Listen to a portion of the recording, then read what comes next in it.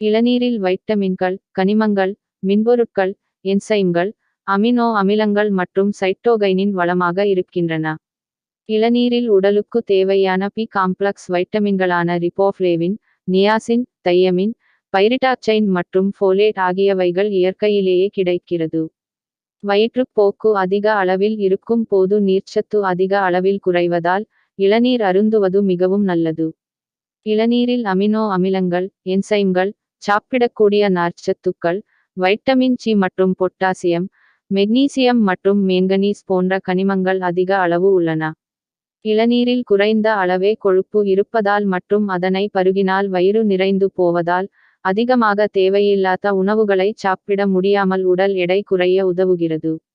இளநீரில் சர்க்கரை நோயாளிகளுக்கு தேவையான ஊட்டச்சத்துக்கள் இருப்பதனாலும் இரத்தத்தில் உள்ள சர்க்கரை அளவை கட்டுப்பாட்டில் வைக்க உதவுவதாலும் சர்க்கரை நோயாளிகள் இளநீர் பருகுவது நல்லது.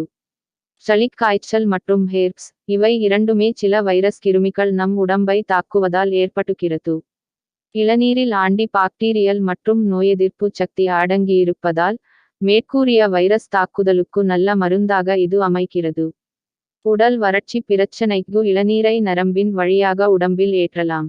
மிகவும் தொலைவில் எந்த ஒரு மருத்துவ வசதியும் இல்லாத இடத்தில் வசிக்கும் நோயாளிகளுக்கு இப்பிரச்சனை ஏற்பட்டால் தற்காலிகமாக இந்த அணுகுமுறையை கையாளலாம்.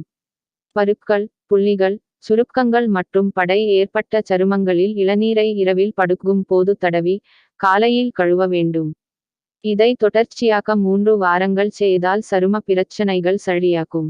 இந்த வீடியோ உங்களுக்கு பிடித்திருந்தால் லைக் பண்ணுங்க, ஷேர் பண்ணுங்க, கமெண்ட் பண்ணுங்க. நீங்க இன்னும் நம்முடைய சேனலை சப்ஸ்கிரைப் பண்ணாம இருந்தா சப்ஸ்கிரைப் பண்ணிக்குங்க. அப்படியே பக்கத்துல ஒரு பெல் ஐக்கான் இருக்கும், அதையும் பிரஸ் பண்ணுங்க. அப்பத்தான் நாங்க போற ஒரு வீடியோவும் உங்களுக்கு நோட்டிபிகேஷனா வரும். இந்த வீடியோ பார்த்ததற்கு நன்றி.